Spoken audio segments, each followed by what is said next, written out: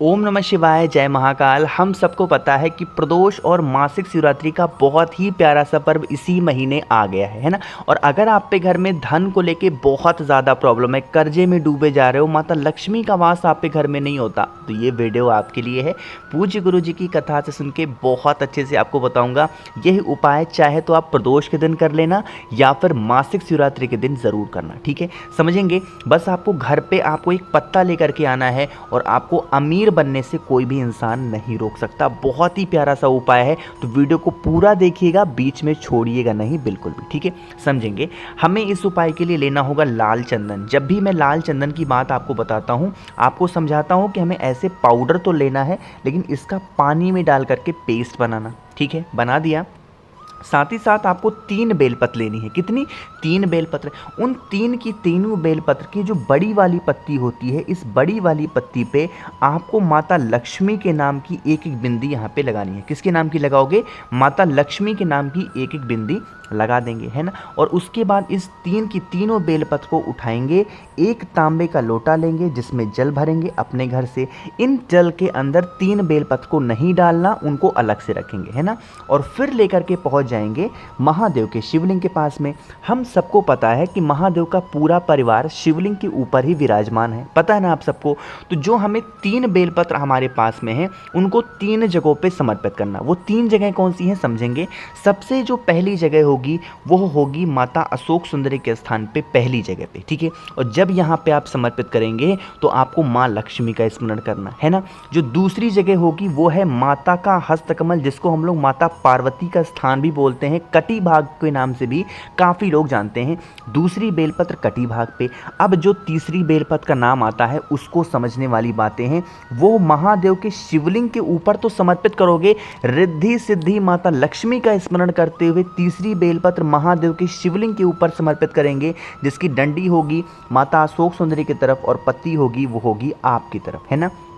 समर्पित करने के बाद में आपको फिर 1 लोटा जल जो आप अपने घर से लाए हो, इसी एक बेलपत्र के ऊपर समर्पित कर देंगे और माता से प्रार्थना करेंगे, भगवान से प्रार्थना करेंगे कि हमारे घर में हमेशा धन को लेके बहुत समस्या रहती है, बहुत प्रॉब्लम रहती है। हमसे जो भी गलतियां हुई हो, हम नादान हैं, हम नासमझ हैं, हमारी गलतियों को क्षमा करें और हमसे दोबारा ऐसी गलतियाँ नहीं होंगी जो भी हमसे जाने अनजाने में हो गई। अपने अकॉर्डिंग प्रार्थना याचना करेंगे और प्रार्थना करने के बाद में ये वाली बेलपत्र जो आपने महादेव के शिवलिंग के ऊपर समर्पित की है, इस बेलपत्र को यहाँ से उठा लेंगे, ठीक है। बेलपत्र को वहाँ से उठा लेंगे, दोनों हाथों में अपने बेलपत्र को रखेंगे। जैसे देखो ये पत्ता हाथ में रखा हुआ है, इसी तरीके से बेलपत्र को आपको अपने हाथों में रखना है और लेके चले जाएंगे कहाँ पे? अपने घर में। अपने घर में, दुकान में, जहाँ पे भी रुपए पैसे गहने जेवरात रखते हैं, संभाल करके उस एक बेलपत्र को रख देना। माता रिद्धि सिद्धि के नाम से, माता लक्ष्मी के नाम से कभी भी आप पे घर में धन को लेके कोई प्रॉब्लम नहीं हो सकती।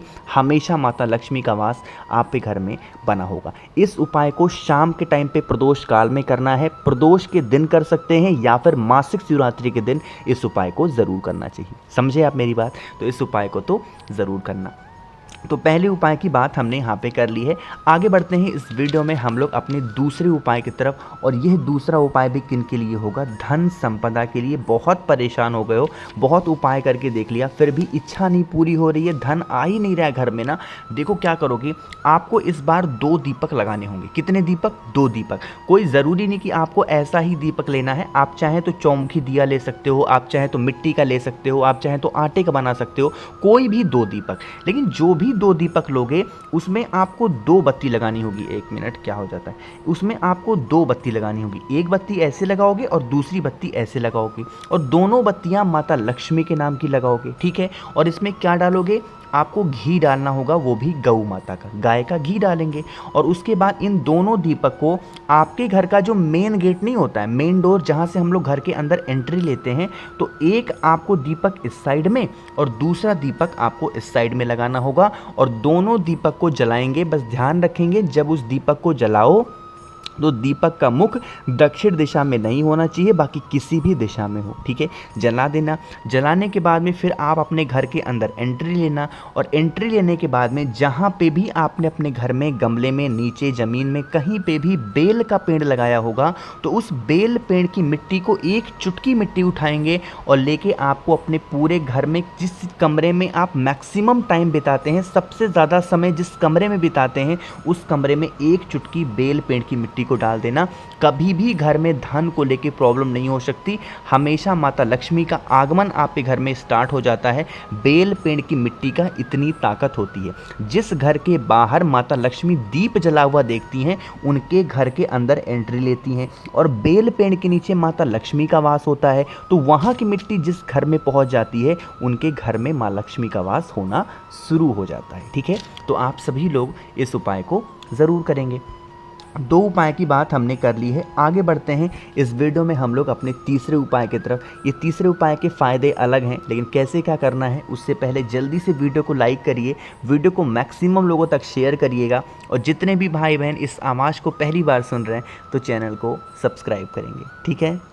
चलो, अब इस तीसरे उपाय के 2 फ़ायदे हैं, और दोनों फ़ायदे बहुत अच्छे हैं। पहला फ़ायदा तो ये है कि आपको अगर अपने मन की शादी करनी है, ठीक है, या फिर मन की शादी करनी है, या फिर मन की शादी नहीं हो पा रही है, या फिर आपकी शादी गलत हो गई है, ससुराल वाले ननिहाल वाले आपको गलत मिल गए हैं, तो इस उपाय को करेंगे। दूसरा, आपको अगर अपनी फैमिली में, परिवार में खुशियाँ चाहिए, तो भी इस उपाय को ज़रूर करेंगे, ठीक है। उसके लिए हमें लेना होगा शहद, है ना, बहुत ज़्यादा नहीं, लेकिन 2 चम्मच तो आसपास शहद लेना ही लेना, ठीक है। शहद लेना, साथ ही साथ हमें गुलाब लेना होगा, है ना। बहुत नया सा उपाय है ये, आपको गुलाब लेना है, लेकिन गुलाब के फूल की ज़रूरत नहीं है, हमें 7 पंखुड़ियाँ लेनी है। किसकी? गुलाब की 7 पंखुड़ियाँ लोगे, ठीक है। ले लिया। इन दोनों चीज़ों को लेके पहुँच जाएंगे महादेव के शिवलिंग के पास में। जो हमारे पास में गुलाब की 7 पंखुड़ियाँ हैं ना, उन पंखुड़ियों को माता अशोक सुंदरी के स्थान पे यहाँ पे समर्पित कर देंगे, श्री शिवाय नमस्तुभ्यम का स्मरण करते हुए। और अभी शहद का इस्तेमाल नहीं करना है। जब पंखुड़ियों को माता अशोक सुंदरी के स्थान पे आप रख रहे हो, चढ़ा रहे हो, तो माता से यही प्रार्थना करते हुए रखनी है कि हमारा जो रिश्ता है वो हम जहाँ चाहते हैं वहाँ पे हो जाए, या फिर हमारे माँ बाप जहाँ चाहते हैं वहाँ पे हो जाए, या फिर हमारा रिश्ता ख़राब हो गया है, गलत जगह हो गए हैं, आप उनको सही कर दें। अपने अकॉर्डिंग जैसे प्रार्थना करनी हो, जिनको भी सही करना हो प्रार्थना करेंगे। प्रार्थना करने के बाद में जो आपके पास में शहद है ना, उस शहद का लेपन अच्छे तरीके से महादेव के शिवलिंग के ऊपर करेंगे। कहाँ पे करेंगे? महादेव के शिवलिंग के ऊपर। जितना ज़्यादा कर सकते हो, जितना अच्छा कर सकते हो, शहद का लेपन करेंगे। और लेपन करने के बाद 1 लोटा शुद्ध जल तांबे के लोटे से श्री शिवाय नमस्तुभ्यम का ध्यान करते हुए समर्पित कर देना। जो भी व्यक्ति प्रदोष या फिर मासिक शिवरात्रि पे शाम के टाइम पे प्रदोष काल में इस तरीके से उपाय को कर लेता है, उनकी जो भी विशेष होती हैं, खासकर शादी से संबंधित जो भी प्रॉब्लम होती हैं, वो तो खत्म हो ही जाती हैं। गुलाब के फूल की 7 पंखुड़ियों का बिल्कुल नया सा, बिल्कुल डिफरेंट सा ये उपाय था, तो आप सभी ज़रूर से ज़रूर करिएगा, ठीक है ना। चलो, तो यहाँ पे हम लोगों ने 3 उपाय की बात कर ली है। एक बहुत ईजी और सबसे आसान से उपाय की बात करते हैं, जो कि इस वीडियो का सबसे आखिरी उपाय है, यानी कि चौथा उपाय, है ना। ये उपाय जब भी प्रदोष या फिर मासिक शिवरात्रि आती है, मैं आपको याद हमेशा दिलाता हूँ, है ना। तो इस उपाय को तो ज़रूर करिएगा। अब यहाँ पे आपको दिख रहा होगा बेलपत्र, लेकिन उससे पहले समझो कि इस उपाय को आप करोगे तो फ़ायदा क्या होगा। काफ़ी लोग होते हैं, मेरी बहुत सारी बहनें मैसेज करती हैं, भैया हमने 2-2 बार पशुपति व्रत किया, 3-3 बार कर लिया, हमारी इच्छा नहीं पूरी हो रही है। तो कंटिन्यूटी के साथ इस उपाय को करिएगा प्रदोष या फिर मासिक शिवरात्रि पे, ठीक है। आपको लेना होगा 1 बेलपत्र, बहुत प्यारा सा, बहुत सुंदर सा, है ना। 2 चीज़ों की और ज़रूरत होगी साथ में। आपको लेना होगा 1 चावल का दाना, जो कहीं से खंडित ना हो, टूटा ना हो, बिल्कुल खड़ा सा हो। 1 चावल का दाना लिया। 1 चावल के दाने के साथ हमें लेना होगा पीला चंदन। इस उपाय के लिए हमें लाल चंदन नहीं लेना, हमें पीला चंदन, कोई भी आप पे घर में ईजिली अवेलेबल हो वो चंदन लेना। सबसे पहला काम क्या करोगे, जो आपके पास में पीला चंदन है ना, उस पीले चंदन को ज़्यादा मात्रा में, कम मात्रा में नहीं, ज़्यादा मात्रा में, जो बेल का पत्ता है उस पे आपको बीच वाले पत्ते पे ज़्यादा मात्रा में लगाओगे। साथ ही साथ जो आपके पास में, 1 मिनट, चावल का दाना है, उस एक चावल के दाने को इसी चंदन के ऊपर आपको रख देना है या फिर चिपका देना। ठीक है, रख दिया तो आपकी बेलपत्र कुछ ऐसे सज करके आएगी। इस बेलपत्र को उठाएंगे और लेके चले जाएंगे कहाँ पे, महादेव के शिवलिंग के पास में। घर से 1 लोटा जल भी लेकर के जाना। सबसे पहला काम करोगे, 1 लोटा जल जो घर से लाए हो वो महादेव के शिवलिंग के ऊपर समर्पित करोगे। हाथों से जल को पोंछ देना। पोंछने के बाद में जो मैंने आपको एक बेलपत्र सजा करके दिखाया, उस सजे हुए बेलपत्र को आपको अपनी कामना कहते हुए, अपने विशेष को कहते हुए महादेव के शिवलिंग के ठीक ऊपर रख देना है, जिसकी डंडी होगी माता अशोक सुंदरी की तरफ और पत्ती होगी वो हो जाएगी आपकी तरफ। रख करके देख लीजिएगा, सिर्फ एक बार उपाय को करके देखेंगे, आपकी जो विशेष होंगी, जो इच्छा होगी, महादेव बहुत जल्दी पूरी करेंगे। ठीक है, तो यहाँ पे हम लोगों ने 4 उपाय की बात की है।